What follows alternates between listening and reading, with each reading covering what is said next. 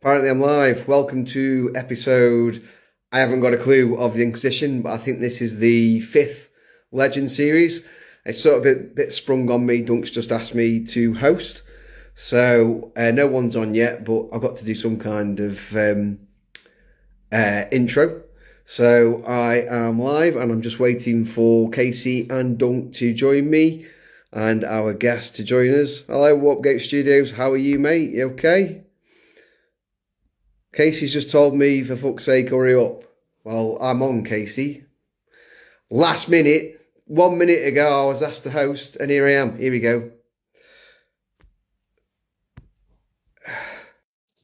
Yeah, it's morning for you. It's 7:30 in the evening for us. Forget about that. I've accepted your invite, Casey. I can't even see that you're on, to be honest. I know you're in chat. I've just accepted your invite. You are invited, apparently. Dunk's on. Let's see if we can get Dunk on. There's an invite sent to you, Dunk. And now you've requested back. I'm accepting everybody. Oi, oi. Hello. Can you send Chris an invite as well, please? He sent me an invite. I just accepted it. He's here. Weed. Hi guys, hello. It's just hello. It's just Hi. Casey. Yeah, it's just Casey. We can't get on. Thanks for everyone for joining us. This will be the last of our Legend series for 2023. And we're pleased to have Chris Tester on with us, who is an up-and-coming Audible narrator, also actor and amazing voiceover artist for various computer games, being Dark Souls, Dark Souls 2, and some Warhammer games. And looks like, are you wearing an Aldi jumper? Poundland, mate. Poundland. Poundland Christmas jumper. Yeah. Cost a fiver. It wasn't a pound. They mugged me off. Surely you should have got 5 for that.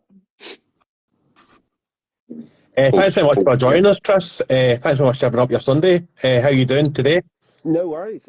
Fine. I mean, okay. I think like you, I've had some issues with boilers, so that's been fun this week. So my life's been a bit upside down, and now all of the savings that I thought I had, I now don't have anymore. But other than that, I'm looking great. And just want to confirm that your cat is now safe and warm in your house. You didn't have to sell your cat. Yeah, cat's fine. Cat's absolutely fine. For anybody who's not familiar with me and specifically my social media output, the my cat Honey features pretty heavily because she's the only person she's the only other person in my studio, and seeing as I'm talking to myself all day, she's my main audience. So a lot of the Warhammer stuff that I've voiced, she's been in the room, like just completely nonplussed, barely making any kind of a response whatsoever. So when I've got her as an audience member, it's a good acid test. It sets a kind of like a baseline level. So no, she's fine. She's okay. She's our first priority. We don't have any other children, so she's our child, and she's fine. So we've been doing this now since start of September, end of August. I always get confused which one's first. And we kind of started doing this Legend series. Started off with the legend that is Graham McNeil, and I think it's a good way to end the Legend series, having somebody who's narrated a couple of Graham McNeil stories. So usually the way I run this is we usually just ask the same question to everybody. How old were you when you first got into Warhammer, and what was the first mini or model that you painted and built? Yeah, sure. So I got into Warhammer in the early 90s. My parents moved to Somerset and from Lincolnshire, where I was born. And I was always a bit of a loner. I enjoyed my own company, an only child as well. Um, and that was also to do with, like, I was born with various kind of like health issues, so I didn't go and play around with, I didn't do a lot of physical sport activities or anything else like that at all. And then when I moved to Somerset, the next door neighbour was a boy who was about 6 or 7 years older than me, who I kind of was encouraged to befriend, because otherwise, they're dealing with a social leper that it's going to be so much therapy further down the line. It's like we at least try and socialize our child now.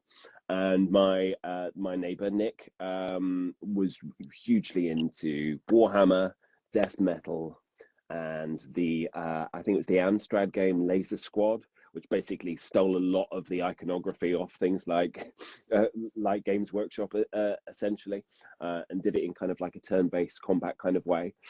So he was the gateway into all of those things. The death metal, the Warhammer at the same time, and the Laser Squad. And so we kind of we started with real kind of like entry level stuff, which, is only kind of pseudo Warhammer. So things like Hero Quest and, Space Crusade. Then we gravitated to Space Hulk and Advanced Hero Quest. And then we actually embraced the kind of the Warhammer 40K stuff. So I probably played that a little bit like on and off because he owned all of it for about 4 or 5 years. And I didn't actually get my first model until probably the last year of that, where I got my own squad of Blood Angel Space Marines, which was that. And also, I can't remember which Titan it was, but he, like one of the Warhammer 40K ones, was just purely Titans. And I fucking loved that. I thought that was great. I mean, it was because as well, Transformers were my first love. And I was like, oh, they look like Transformers, only like real killing machines instead. What's not to love? And so that I got really into those as well and kind of balanced them. But yeah, it was the Blood Angels that were my first kind of like love. And then, as we all tend to do, like life gets in the way, adulthood kind of creeps our way and all of that kind of stuff. And you've got to put aside childish things, even if they are, death dealing machines, sadly. And so I kind of like left it all behind for a very long period of time. And then it's all kind of like looped back very happily. So now I'm having a little bit of a renaissance as a result. And did you ever think that being that awkward youngster who had a friend that was 6 or 7 years old that you'd be then narrating various computer games and various audible books for Warhammer? I mean, to be honest, the psychology specifically with actors, we're all quite fucking weird anyway. In the first place, it's that kind of, but it's that kind of. A lot of actors tend to be like loners and tend to be kind of socially incredibly awkward, like I am. But give me somebody else's words, and I'm fine. It kind of changes something. It's like the fear is coming into something like this, and hopefully not having verbal diarrhea. But it's like, oh fuck, that's where the fear kind of like comes from, being judged in whatever anything that you say. But if you give me someone who is reasonably eloquent, and thankfully, the wonderful thing that I've really discovered, coming back to it in the last couple of years, is the lore side of things, obviously, and seeing that there's all this incredibly rich kind of like writing and universes and really fully developed characters that people are so, invested in, that kind of stuff. That's quite a nice way out of it. So I kind of, in terms of my kind of like background, I didn't really know what I was going to do until halfway through university.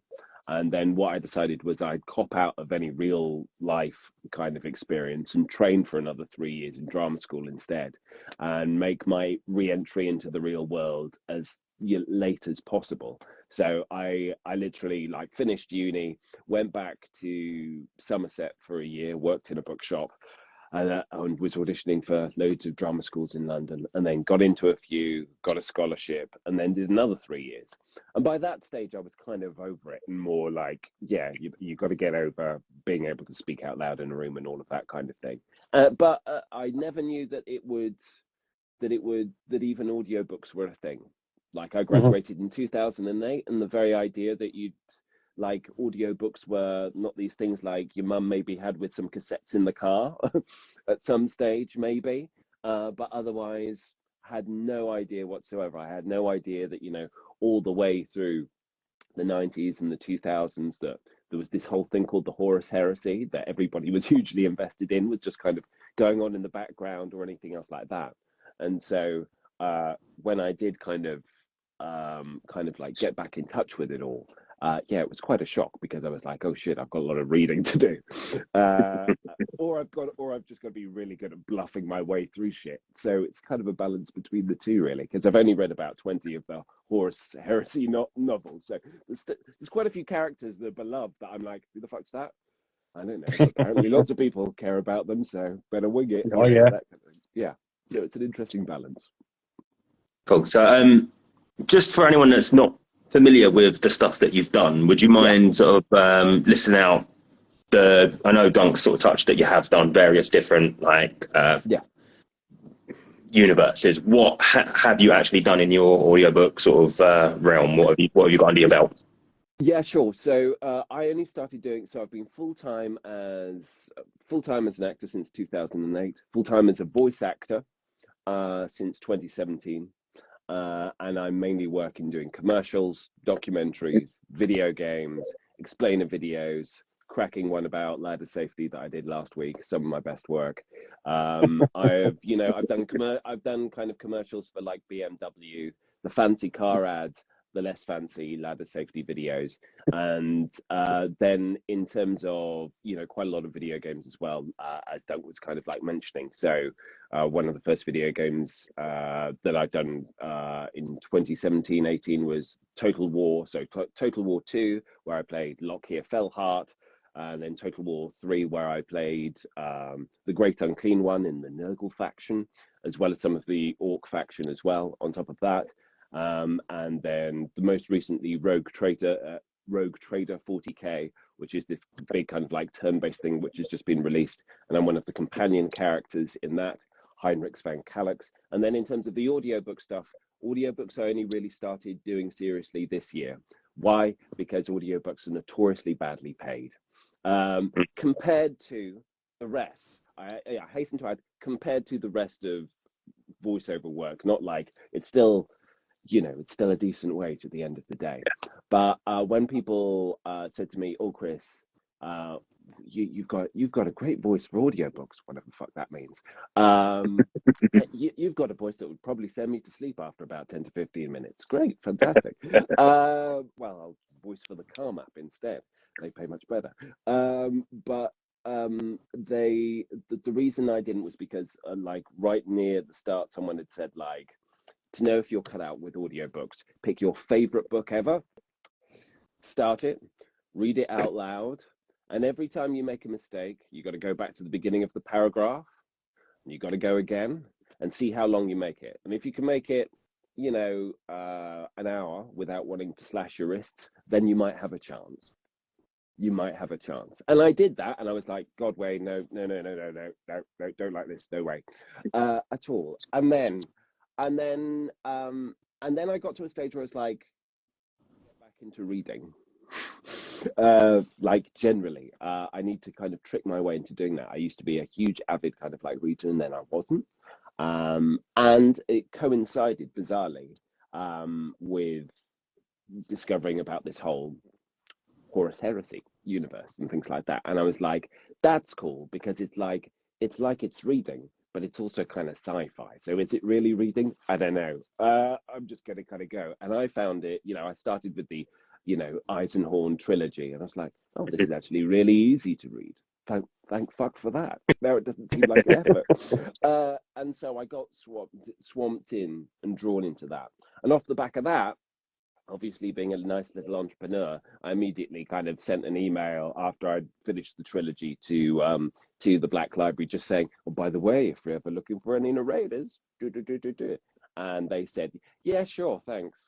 And then, like, because I'm sure they get contacted by loads of people all the time. Anyway, so cut to this year, petition them, and then bizarrely through social media, like getting a social media following all of a sudden that I wasn't expecting.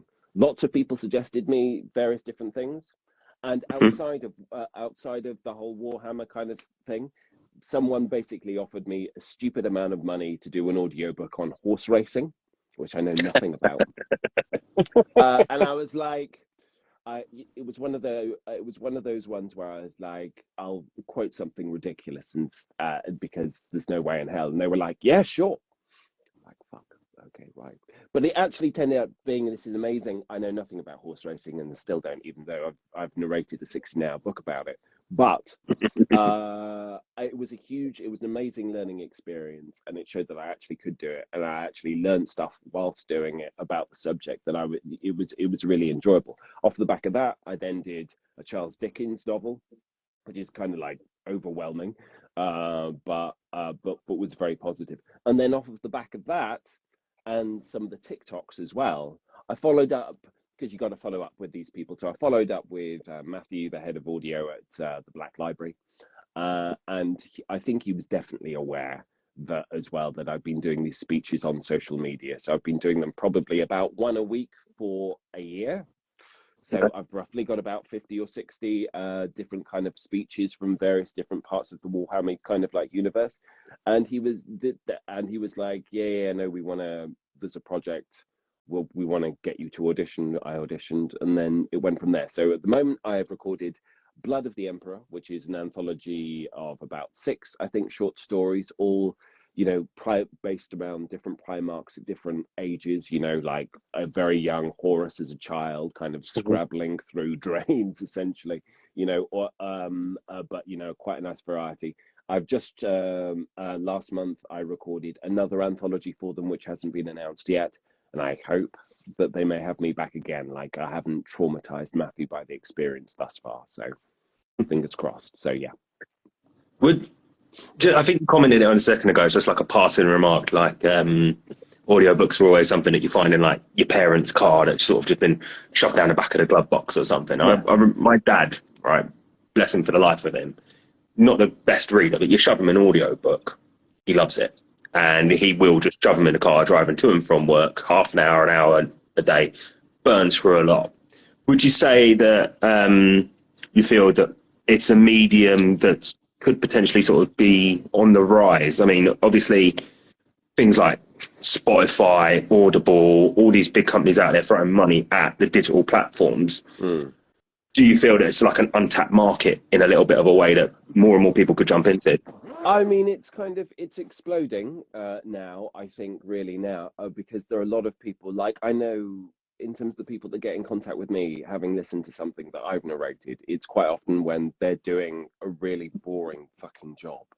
They've got something on in their headphones, and suddenly that 8-hour shift is also, you earn your money at the end of the day, but you've also listened to half an entire book about a world that you care about. So you're not having to carve away the time. Still, you've got to be engaged in what's going on and all of those kind of things. But it's a different, it depends on the balance on the individual and all of those kind of things. If it's like something highly technical or something relating to the safety of ladders, for example, which would be a fascinating 60-hour audiobook, then I would want people to be attentive to every single word, obviously. Whereas with an audiobook, you want people to kind of like pick out every nuance and every detail whenever kind of like possible, but it's also it's a whole world and a whole vibe that you're kind of creating as well, and I think that can be really immersive.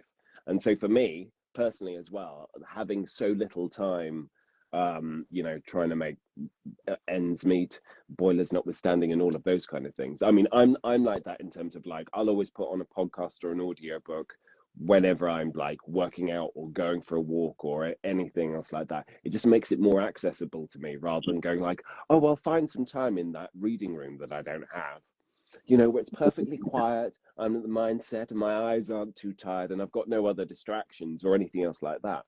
I think, the audiobooks industry is, hugely exploded because it's just much more accessible.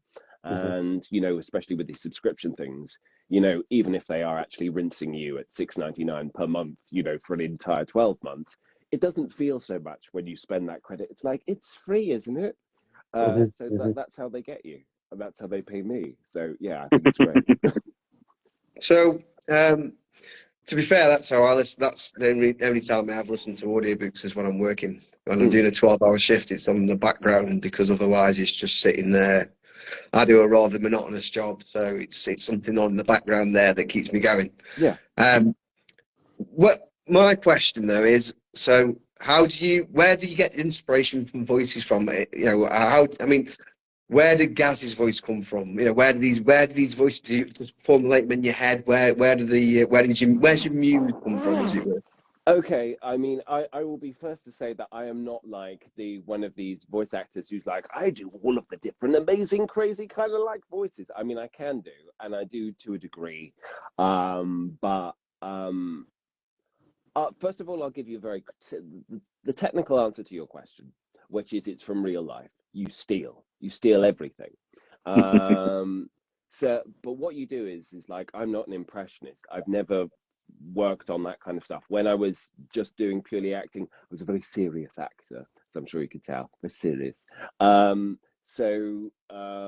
was not a lot of I did kind of character work and extreme physicalities and all of this kind of stuff, but I'm not like I've got an amazing if accents or anything else like that. I just don't.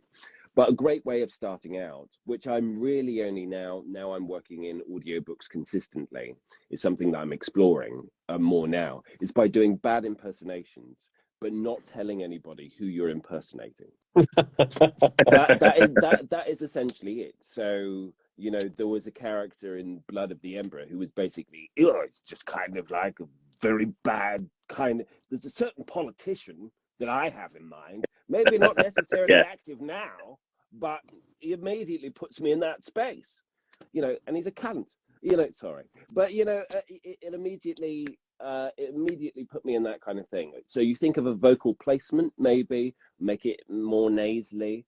You basically have to talk to yourself a lot of the time and kind of and listen back and say, how does this work? How does this combine?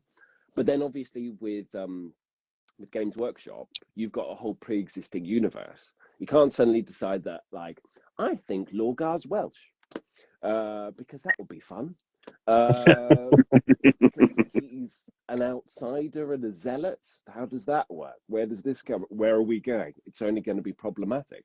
So, so they will always. I mean, so Black Library do kind of send the narrators like, this is the character.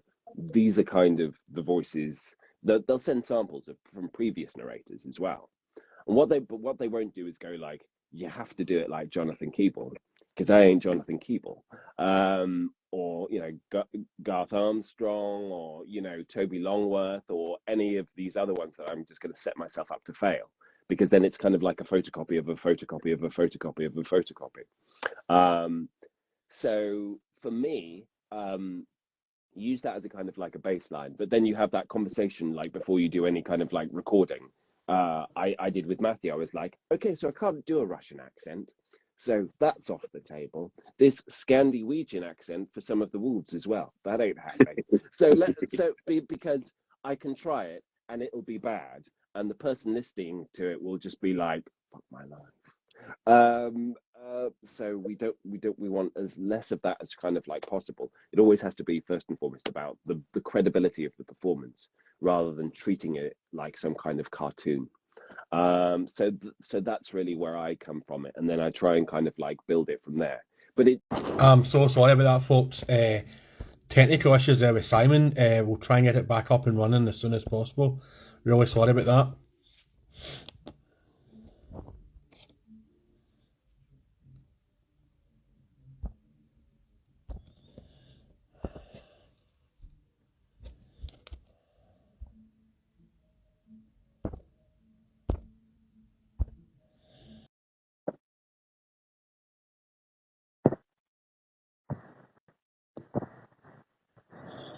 I'm really sorry about that, folks. I don't know what happened there. Just one of those things. Sorry, Casey. That's no, it's fine. Let's get everyone back in. Nature of the beast, isn't it? Yeah, it's just one of those things. I was really enjoying that. He's such an amazing guest. I'm trashing my kitchen. Hang on. Shit. It's all going wrong. It's all going about Pete Tong. And I can't add them for some reason. Right, so... Sorry, Tris. We'll try to get you back in right away. Do apologise. Yeah, sorry, mate. I think Simon's in as well. We are a bit more professional than this usually, we promise. Yeah. This has been a bad week, because this is the second time it's crashed. Yeah, that happens. I blame the storms. Or You broke can't internet. keep blaming storms. You can blame the warp. Hey, Right, Sunday for everyone. Hello. there we go.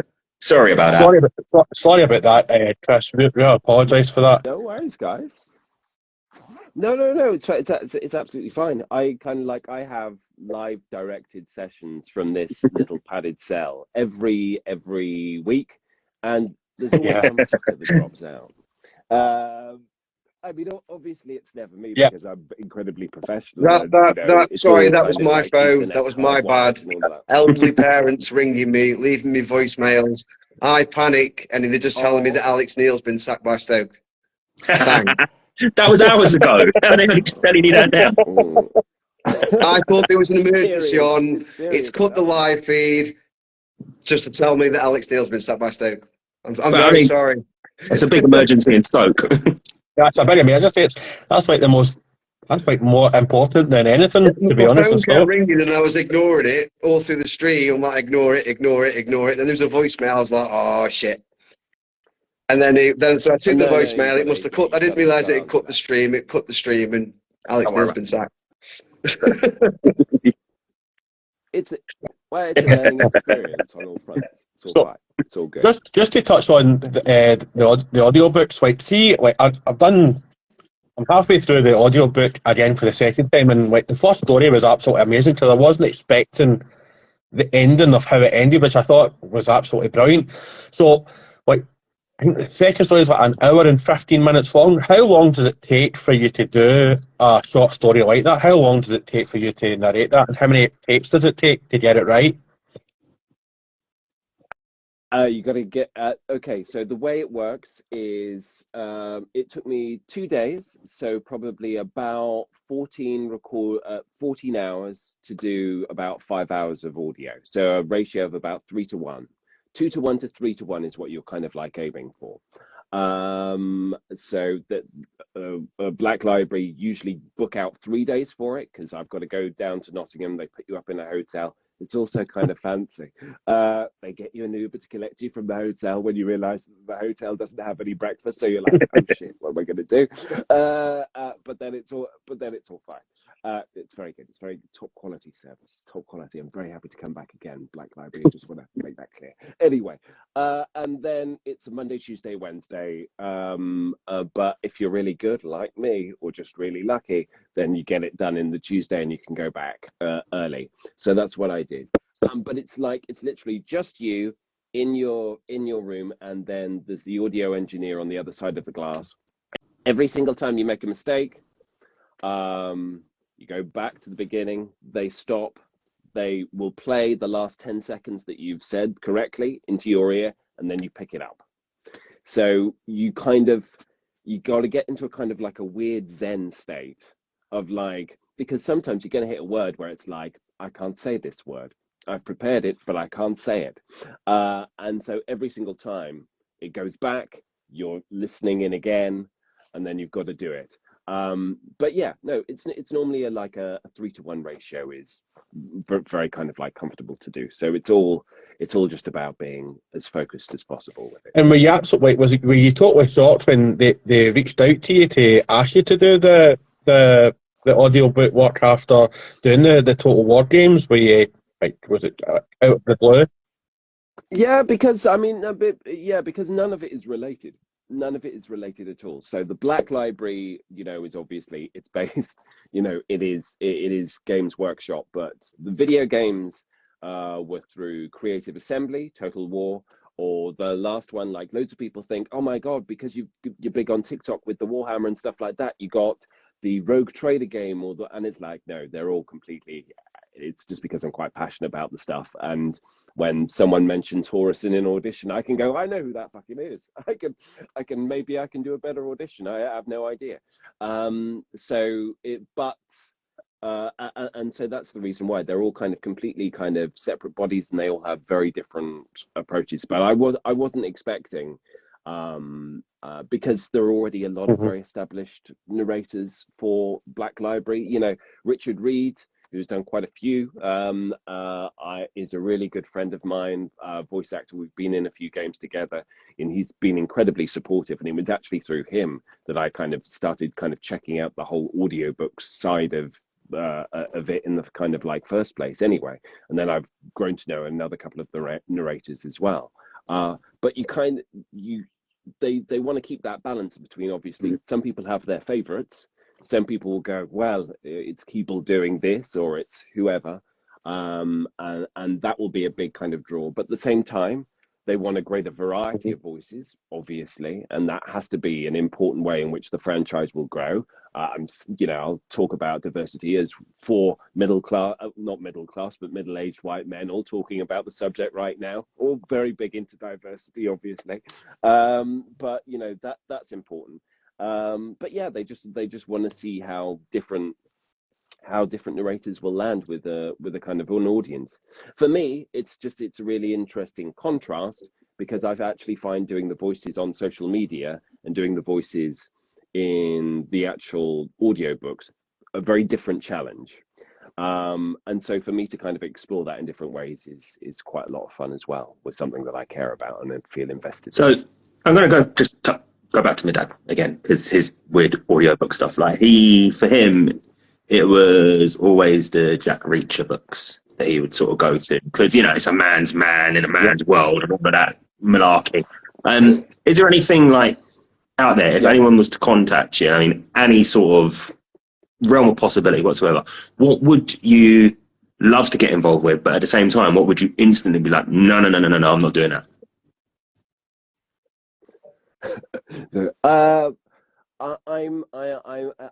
It's a bit of a cop out in terms of like what would I definitely love to do, because from an audiobook perspective, because I'm a bit like I don't know until I'm presented with it. Like I think working with new writing is the thing that I'm most kind of passionate and exciting about. And sci-fi, I was brought up on like Harry Harrison sci-fi novels, where incredibly technical things, and then there'd be a bit of action, a bit of character development and everything as well. But there was like a car manual kind of buried in amongst all of the fiction.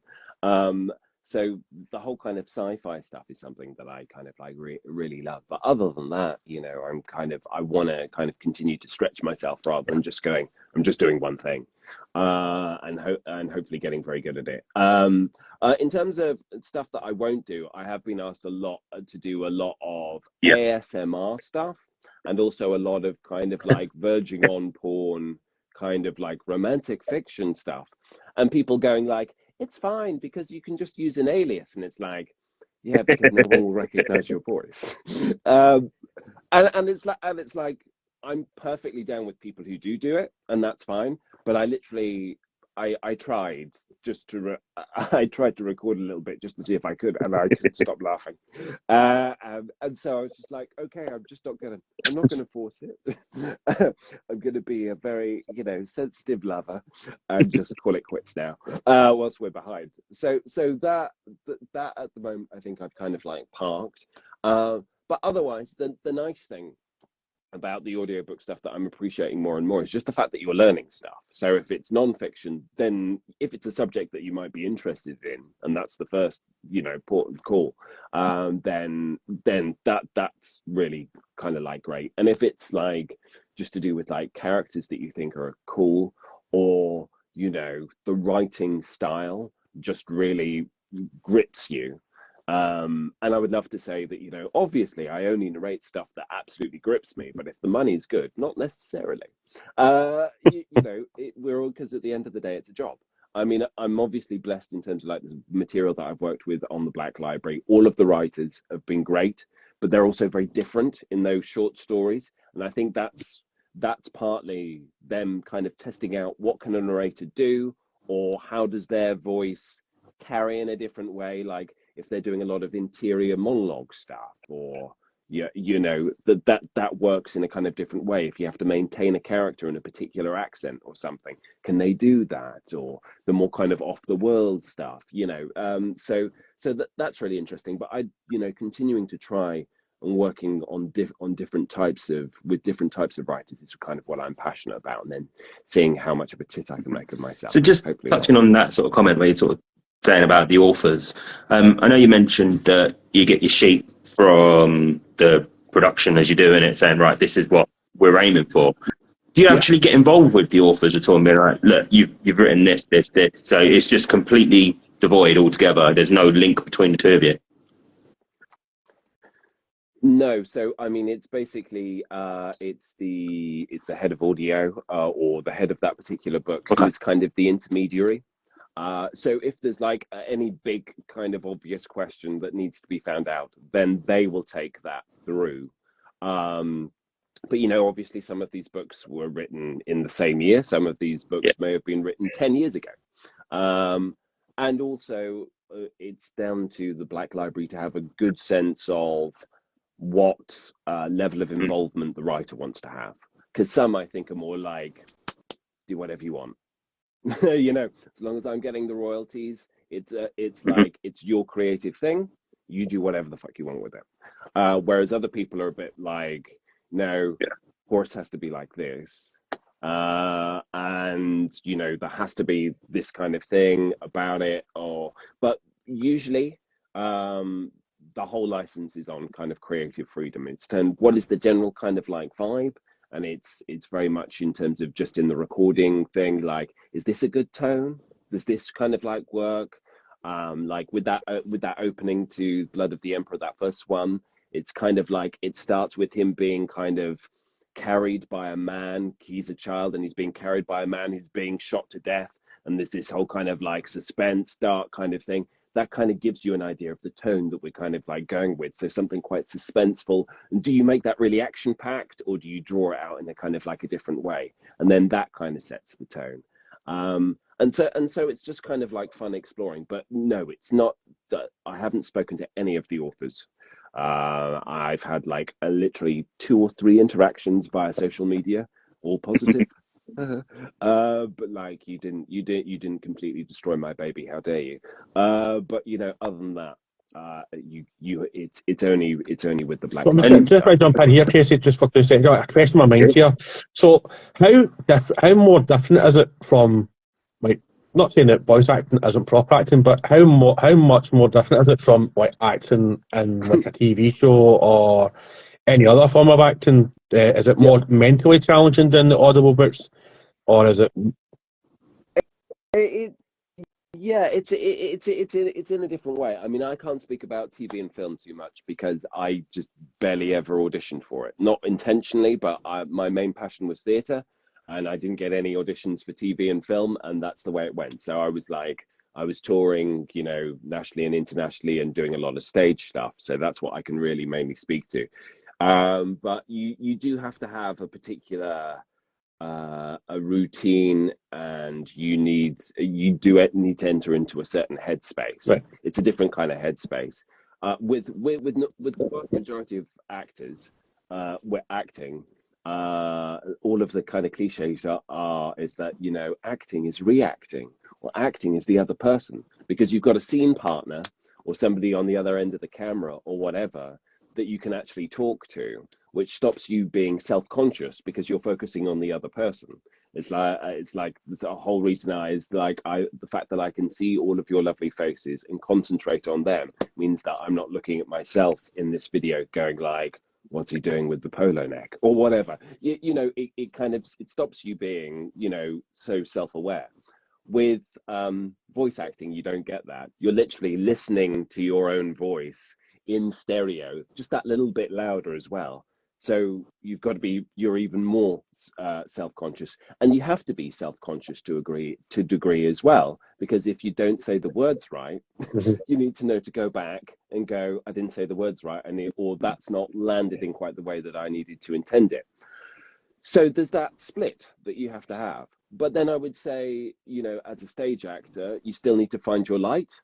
You still need to know, you know, if someone is up the stage, you know, how to be able to kind of cheat it so that they can see that person's face and your person's reaction at the same time. So it's not like, oh, I'm just so in it and lost in the moment, man. I don't care where my light is. I mean, sometimes, yeah, that's great. But, you know, vast majority of the time, there is that kind of technical divide. For me, though, it's really helpful at the Black Library that you do have an outside engineer listening in and helping you through it, because it feels a bit more like teamwork as opposed to speaking into the void. Whereas when I was doing Charles Dickens, 60 different kind of characters, but I was recording it all at home with just me and my cat. And that was a bit like, and because it was one of the first audiobooks that I did, there are times where you start going like, was that good or was that shit? I don't know. Shall I listen back to it? Oh God. And here we go. And it's like, there's 16 hours of this to get through, right?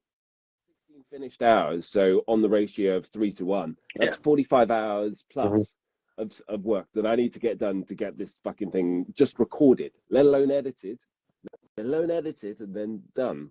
So it can become, if you listen back to it and like, oh no, I think I can get it better, and fine tune it, you actually risk completely killing the life of it, which is that it's not about getting every single thing right and absolutely nailed and on and thing, because then it becomes too artificial.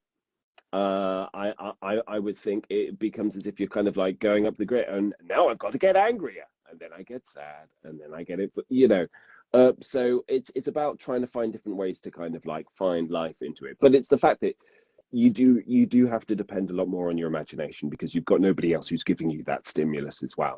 So I'm always, I mean, thankfully, again, with good writing, it's much easier to do, but I'm always seeing what I'm saying and I have to envisage it, what that scene is, what that character looks like. I always cast the movies.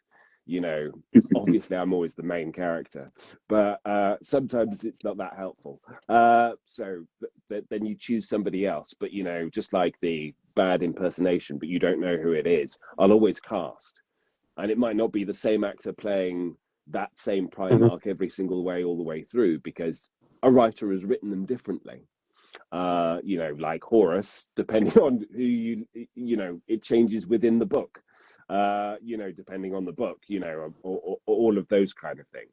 So it's something to just kind of have fun with, and I think engaging the imagination in as many different ways as possible, while still being true to characters that people love and trying to be respectful is balancing it. Just 2 seconds, Simon. Just like as you were saying, like when I've read a good few of the Horus Heresy books, and so I always had I would be narrating like Horus's words in one head, and then when I hear you doing your portrayal of Horus or Jonathan Keeble doing his, I'm like, I would never think of doing it like that. It's pretty cool just to hear your insight, and thanks very much for answering that question. On you go, Simon. Sorry. So you say you don't really go out for TV. There's obviously the rumour in the air about Amazon and Henry Cavill and a 40K series. If they did come knocking or there was open auditions, would you be interested? And if you were, who would you like to play? Yeah, of course. Yeah, no, of course. I probably wouldn't say no if they were like, Chris, we've just got time in your schedule. We'd love to have you pop down. Henry says he'd be interested. I love it when people suggest it on social media. It's like, you should tell Henry. I'm like, okay, you got his number. I'll just call him up. Hi, Henry. You might know I'm quite big on TikTok. Oh, really? Oh, okay. Holy shit, guys, let's pick up. Oh my God, he's got an Angron speech and it's got over 20,000 views here. In terms of my favorite, I don't have a favorite, but I think Lorgar would be a challenge that I'd love. I'm not the right casting for him at all. I mean, I'm not 8 foot, and though I'm totally willing to shave my head and get tattooed all over. That's absolutely fine. But Betrayer was probably one of the first books that I read, and that had a huge kind of impact on me. There's something about that crazed zealotry, but grounding it in reality, that I find absolutely kind of fascinating. And I know he's a character that a lot of people absolutely love to hate, and he is completely despicable as well. But I think there's obviously mileage to be had in I think as well. I think just for you saying that, I think if you had to cast someone to do Lorgar, they would obviously have to be kind of muscly, but they would you have to dub their voice with somebody like yourself, a proper thespian who's done stage work. Because he does give out that grandiose way of like speaking and writing. I it's interesting though, actually, because that actually touches on kind of something that's a bit different when I do the speeches on TikTok as opposed to when I do them on the book, in the book. So for those people who don't know, very briefly, I read these speeches from off TikTok as well, taken from all of the different things. And the nice thing about doing them on the TikTok is that I don't need to do the voice in the same way that I need to do in an audiobook where I'm voicing another 20 characters as well. And there's a very clear, like, you know, you're speaking as a Primarch, so they're going to be quite big and epic in some kind of way, you know, whatever it is, because they are literally larger than life. With the TikToks, although I do different voices and I put filter effects over them occasionally and all of those kind of things, what I actually find interesting is not really going for a big characterization, because then the focus is more on the writing and exactly what you're talking about, Dunk, which is like they are these huge things, but they're basically all boys who have daddy issues.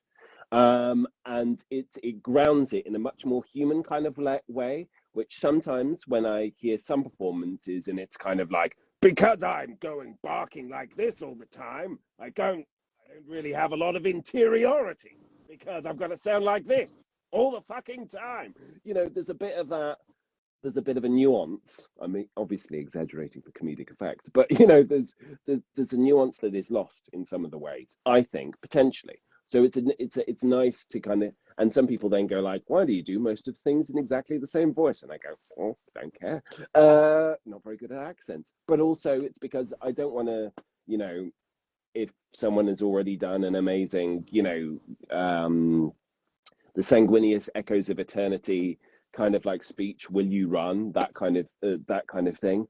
Yeah, I could try and find a sanguineous voice for that if I wanted to, but it's the fact that it's like 8 minutes solidly of absolutely amazing writing, and that's what I want to kind of like focus on and kind of give to it. Like they're gonna have that. That's the huge thing, as well as the budget for Amazon, like hypothetically if it ever happens. But it's like, if you do go for that big thing where it's like you have all of the Primarchs, or you have most of the Primarchs, then what compromises are you going to make? Because yeah, there are a couple of people who can get pretty jacked and still act, but are you going to go for the 8 foot, 9 foot kind of model in actuality? Because that's going to really limit shit as well. Or do they decide to kind of, I mean, I'd be surprised if they went the Primarch route. I'd be more inclined for them to focus on an Eisenhorn or some other smaller, more human-based story, which isn't quite so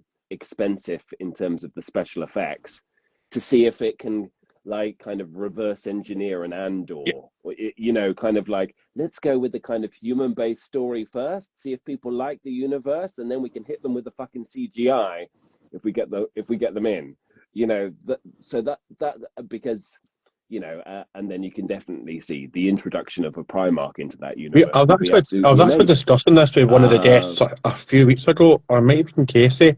Well, I think if, for me personally, I think if Amazon were to do this, like we all read the books where it says that Space Marines are very rare to see. Like a normal person wouldn't, or even a guardsman wouldn't see Space Marine.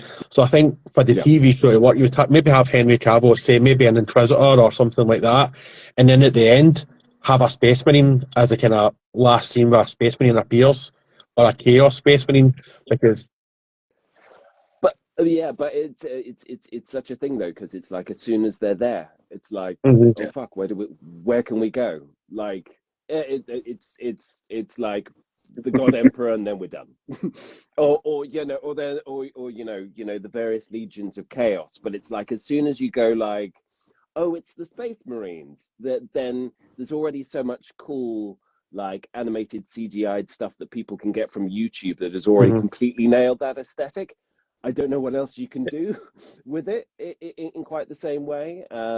So it's I'm sure there are cleverer people than me kind of like debating exactly that kind of thing now. But for me, I think the very human angle and then being able to bleed through aspects of the story, whether or not it's a story like Eisenhorn that people are familiar with and already invested in, or they go with some kind of like crazy other character or whatever Henry wants to play, first and foremost, then go from there. But I wouldn't say no, obviously. Sorry, Simon, on you go.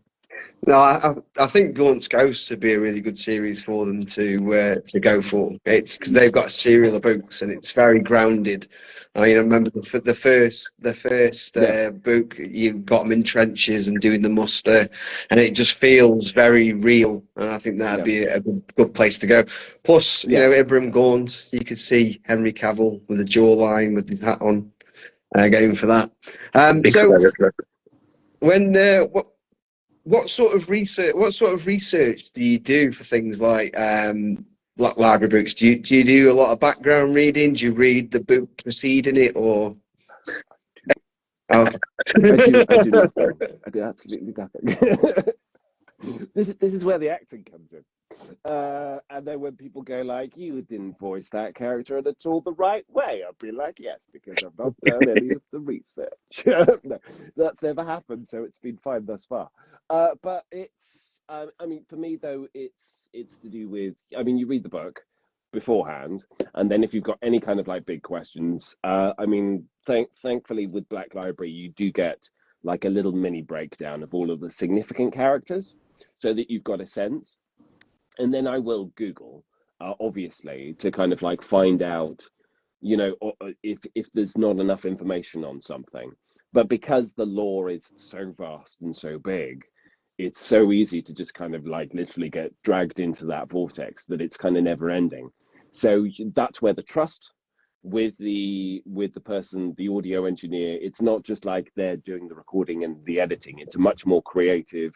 Chris, do you want to try this tone? Do you want to try this kind of different kind of like energy? Or, oh, well, actually, they will come in at the right time and go, actually, this kind of character is quite well established as being a nasty piece of work. And this is the kind of thing that they do. So in actual fact, threatening this person is very matter of fact. It's not a big thing. So they come in and they clarify at exactly the right time. Because I know that with a lot of the narrators at Black Library, some of them are hugely invested in it, and some of them it's more like it's a great job, but it's a job. And like, what are the Space Marines? They're Space Marines. You know, that's it. So there's always going to be that wide gamut, and obviously, it's trying to find that balance between people who are invested, which good actors have to be as part of their job.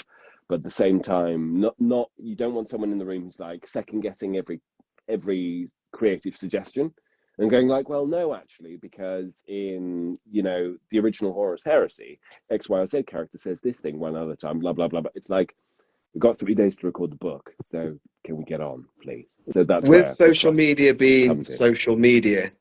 Do you get any interesting comments from maybe overzealous fans who criticise your performance, or is that? The Warhammer ones are fine. The Warhammer, because I do a variety of different kind of things, but the Warhammer ones are all great. Like, some people might not like a characterization or anything else like that, and it's totally within. But then I make it very clear on my thing that I'm not trying to compete. You know, the whole reason I do those speeches first and foremost is for my own practice, to make myself better. I literally did a TikTok saying I'm setting myself up to fail, and each one of these videos is a failure in a different kind of way. That's not an elaborate form of self-sabotage or me being kind of like faux, oh, and yet the results say, you know, it's just like, that's like instinctively read it once, press record, what does it give me? And with great writing, it can give you a lot. And then I do 2 takes and I record whichever one is the better one. I save whichever one is the better one, and that's the one that I kind of like post. And that's partly to make me better as a narrator, because as we've just established, you read the book once and then you're in there and you've got the notes, but you got to bring it.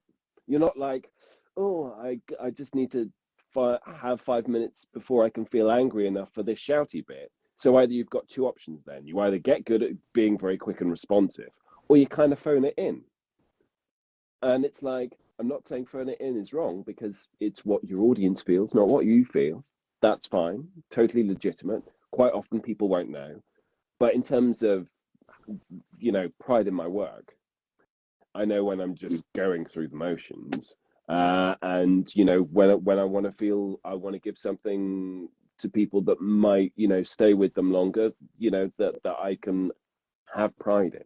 So in terms of, there's been hardly anything, I think, from the community, and if there is anything, I just ignore it, which is easier said than done in social media thing. But it's like, if someone frames it as constructive because I misunderstood a character, or it's a choice that they just didn't like, then that's absolutely fine.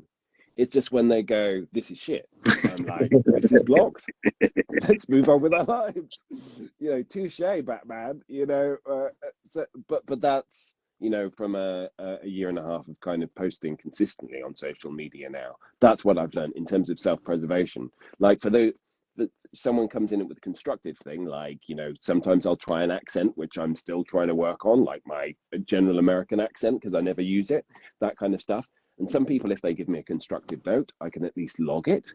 For those people who just like, this is shit, you should never try, I'm like, well, then you're fucking blocked. because you've started that dialogue in such a aggressive headspace in the first place. It's just like, there's nothing that's constructive that can come of this. So off you pop. I'm always willing to kind of like learn, and it's lovely to get the messages and the engagement and the feedback. And because I do literally ask my audience, like, I haven't read all of the books or seen all of the shows or anything. So if you know of a great speech or something that means a lot to you, then email me it. I become dependent on my audience for that. But that's a really lovely feedback thing. I mean, it's lovely. I've got like thousands of emails that I've got to go through, but it's better than like desperately Googling like great Warhammer speech. Oh, it's the same 25. Shit. And finding more interesting ones, and getting people to think about it in a different way as well. Maybe revisiting books, going like, what bit of writing, dialogue, monologue, whatever, what bit of writing in this novel made it so memorable to me years and years ago? What was it? Was it the characters? Was it the scenario? That kind of stuff. And having a greater appreciation of like actually what the writers actually put into the Black Library at its best, I think is Since doing the Audible books and getting back into Warhammer through reading the books, has it tempted you to pick up the brush and maybe start making or painting any models yourself? And if so, what would you start doing? I mean, I think it has. I have not yet, because I'm just so busy, obviously, like dealing with boilers, really boring shit like that. But I would love to get my Blood Angels back together as my kind of like original one, to kind of like get a new, fresh set, and actually. I know one of my best mates is quite a skilled kind of like painter. So to do that, I think is to kind of like how I think it would be a great thing, quite a therapeutic activity for me to do, quite meditative, because quite often all the glamour of shouting to yourself in a padded cell, obviously, is incredibly glamorous. But having something else that you can just kind of like focus on would be really good. So I am seriously looking at doing that. It's just finding the space and the essential negotiation that I have to have both with my wife and my cat, so that she doesn't try and devour anything, I think is important. But I would definitely love to get back into it. So yeah, that is on my 2024 to do. And what would you say has been? Well, I loved your Gaskell speech when you were talking about, you were saying about being chosen by Gork and Mork. What would you? That's probably my favourite characterisation and monologue that you've done. What would you say is yours personal favourite yourself? I mean that one's gone like the most viral, and it's he's hilarious and I love it, and it's also it's quite different to me. normally, so that's good. I mean, there is a bit of a pitch shift in there because when you're voicing an orc like that for like 4 hour sessions, as I was doing at Total War 3, you wreck your voice otherwise, unless you're trained or you've got that ability. But I've never practiced at having that ability, and it's not worth my while to do it because it's such a specialism. There's not one particular one, but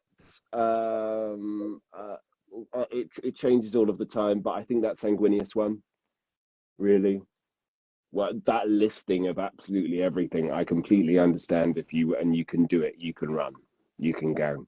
It's absolutely fine. That fucking hit me the very first time. The other one was, I think, is it Corvus Corax? And it starts with "We were a mistake. We were a mistake, brother." That, because like regardless of the whole plot, but it's like the human level of just like, have any of us ever felt like we were a mistake? Had that one instant for a moment, and you just go, fuck. Like, it's got all of the dressing, but it's got quite a. Well, my friend James, he is 5 years. He's 5 years. He's the youngest by 5 years, and his brothers remind him pretty much all the time that he was a mistake. So Nice. So just send him that and go like, "You're not alone, mate. It's fine." So I'm going to go sort of back to when you first started out voice acting, and the only sort of thing I can sort of compare this to, and this is where my line of questioning here is, I worked for years in call centers, and I always remember getting the QAs of a call, and you have to sit down with your manager and you have to listen to it, and I hate the sound of my own voice.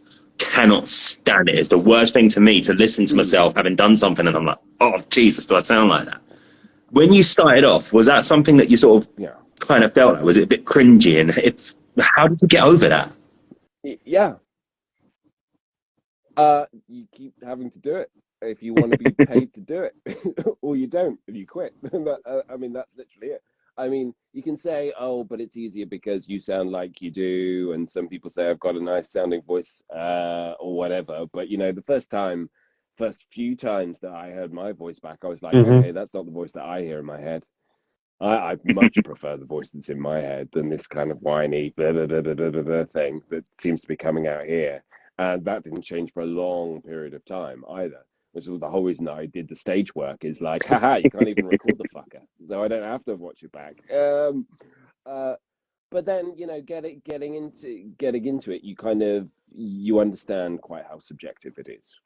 And so now, like, I spend more of my time of like an 8 hour working day. I'll probably only spend about an hour to 2 hours recording, and I'll be spending double that editing, so listening back to my voice again and again and again and again, so you get desensitized to it over that period of time. But I similarly have done the glamorous life of call center work for long periods of time, and yeah, it's horrific. It's absolutely horrific, and because of that kind of context, whereas with the voice acting, quite often at least you're saying something quite articulate, or something quite nice to listen to, hopefully, and that takes the pressure off.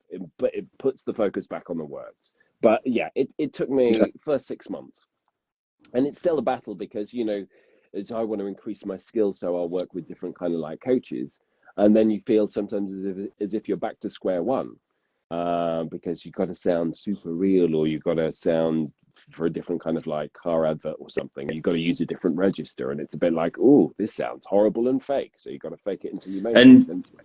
I think you sort of touched on it a second ago, and I heard you coughing.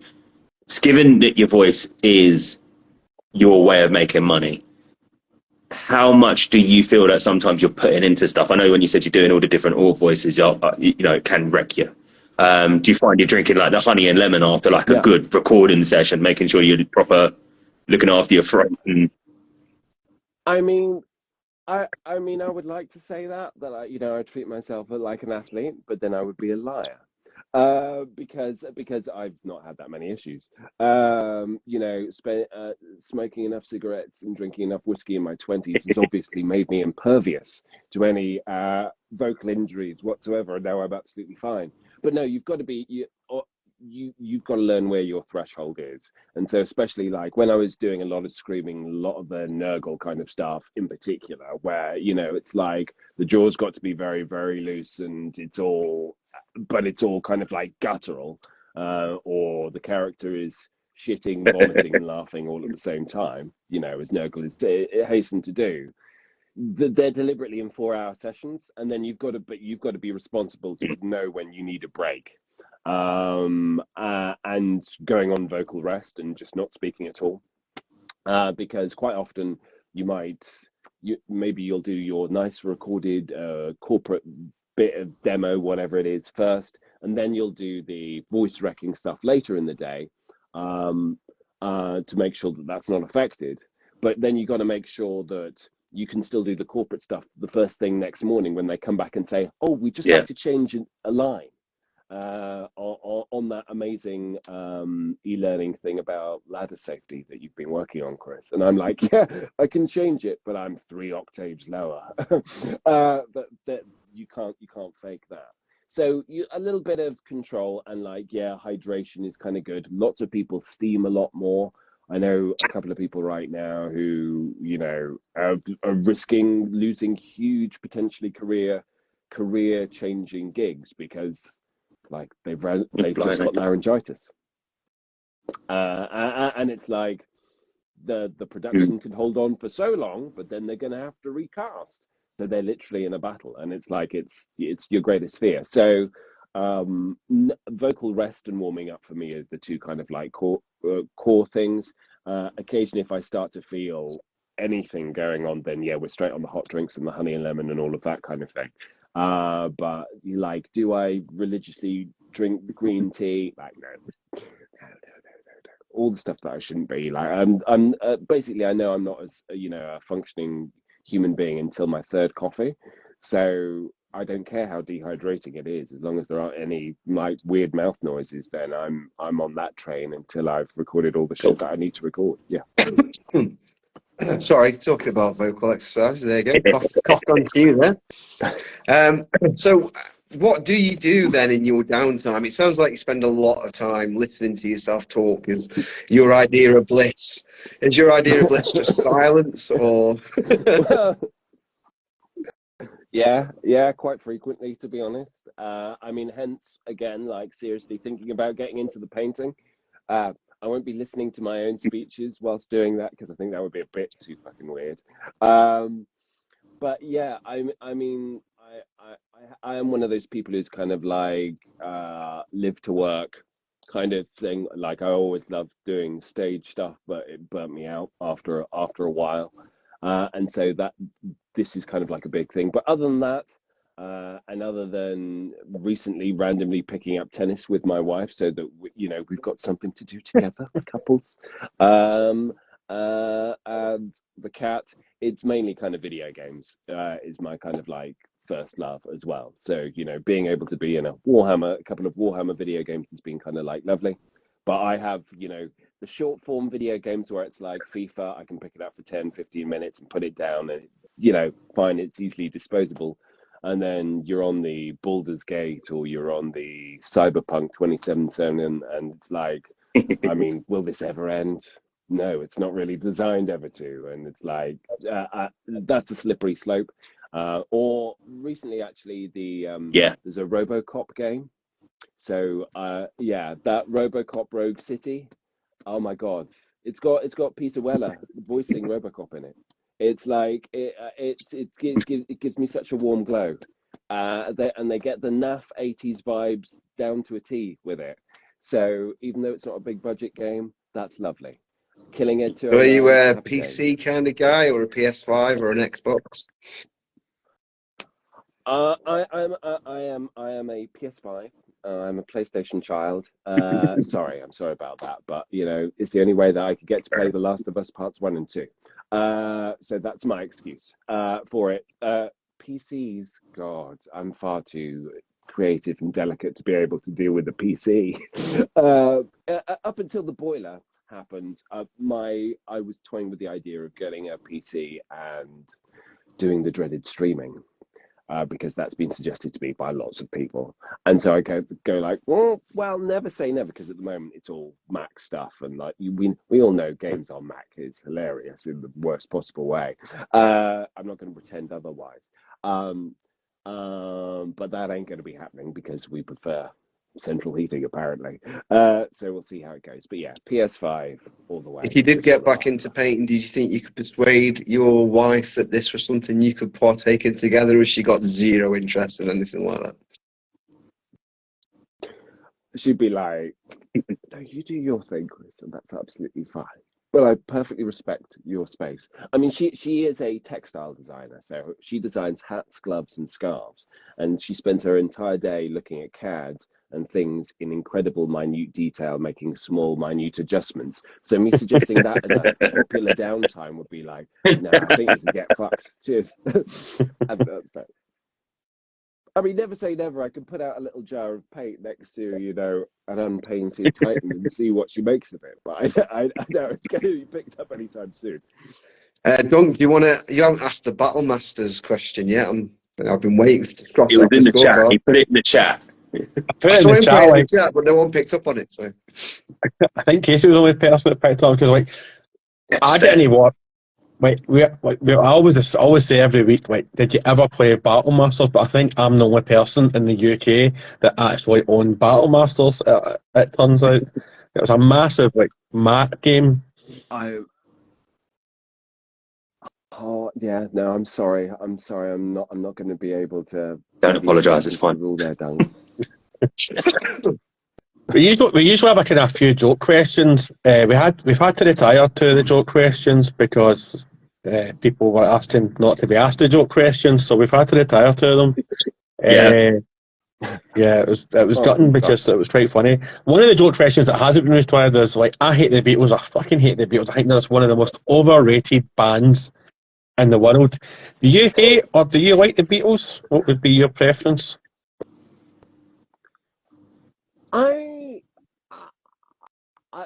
No, I don't. I can't say I hate the Beatles. I can't say. But can I say that I listen to them regularly? Fuck, no, I don't.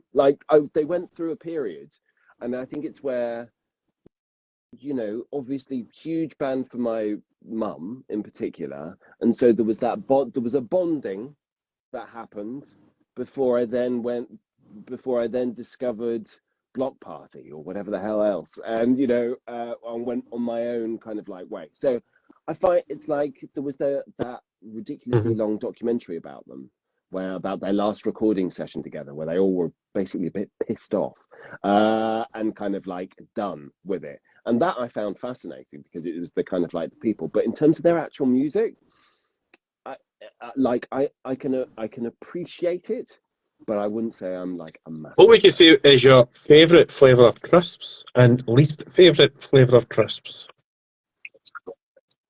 Okay, least favourite would be anything kind of prawn related. I can't do that. I can't.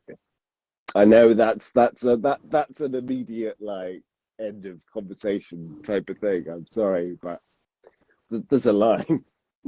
And there's a smell that I cannot abide. So I'm not going to judge anybody else's life choices. That's absolutely fine. What you whiff in your own time is totally down to you. Favorite, just a bit of Tyrrell's salt and vinegar, or I mean, if I'm feeling dirty, any kind of Monster Munch, to be honest. But Monster Munch is all. But it's that whole. I also know that I'd get about a bag and a half in, and then I'd feel so dirty and guilty afterwards. It starts congealing in between your teeth and stuff, and so I'd say probably a Tyrrell's salt and vinegar is a nice class. You can't beat a good salt and vinegar, sea salt and vinegar. Oh yeah, I'm definitely there. And for me, prawn cocktail, it has to be Walker's or no other prawn cocktail, Chris. Okay. I've not had a Walker's prawn cocktail, but I'm never gonna have, and I'm never gonna even try. But I, you Thank you. more than welcome. Thank you. So you said that you did another audiobook. Being cheeky here, can you tell us roughly what it's about, where it's based on, or anything like that? Can you give us any juicy details? No. No. No exclusives here. No. Yes, sir. No, A man can sorry, ask, sorry. and I hope that we've gave you inspiration to use Casey's stupid London accent for any potential ops that you're going to do at some point. Yeah. Okay, yeah, sure, no, of course, definitely. Yeah, this is all being filed away, but I'm not going to do an impersonation now because the whole point of my bad impersonations is that you don't know who I'm doing a bad impersonation. If I ever hear a This is shit all Danny so- Dyer, I know you've come after me. That's what it'll be. Do any of your friends ever like hear you and stuff and go, "I was just playing a game and I heard you in it"? Does that ever happen at all to you at all? Yeah, it has happened quite a bit, which is nice, but it's also like when you forget you've done stuff, because especially with games, it can be like years before it actually comes out, and then you're like, oh, sorry, what? Oh, is that out? What? Or quite often they don't tell you what the game is, Helpful. so you've got no idea. And then, sorry, am I? Have you ever bought a game Starfield? and listened, heard No. yourself and been surprised because you didn't realise you were in it? No, I'm not that transportable. I'm like, oh my god, this guy's fucking awful. Oh shit, these lines are really familiar. Keep saying everything in the same fucking voice. Oh my god. Yeah, not yet. But When I heard that you were in Dark Souls 2, I had to then go and find Man Scorpion Tark again, because every time I played Dark Souls 2, I just killed him because I thought that's what I did. I didn't actually realise that he had lines until I actually listened to him speak. yeah. Did you actually have to go and get a ring to actually, in Dark Souls 2, you had to go and get a particular ring to actually listen to him, and then he tells you to go and kill his girlfriend so she can be set free. So. Yeah, it's very important. I mean, that was my very first voiceover job ever. Wow. 12 years ago. It was bizarre. And I was like, it's fresh out of drama school. He's half man, he's half scorpion. What kind of crazy creature voice do I need to? And then you kind of like, they go, no. We just speak. Like, oh, okay. Half man, half scorpion sounds a bit like this, apparently. Okay, fine. Yeah. Casey, anything else? I think just sort of touching on what the boys have said, like, you've done all of this stuff. Do you think, going forward, like the games, the books, is there any sort of other little thing that you want to tackle? Not just like franchises or universes or, different sort of source material, but like you say, obviously you did a lot of your stage work, you've done your adverts, you're doing your voice work. Now, is there any sort of medium that you think you want to maybe sort of skim, see how you feel, and would you get involved with?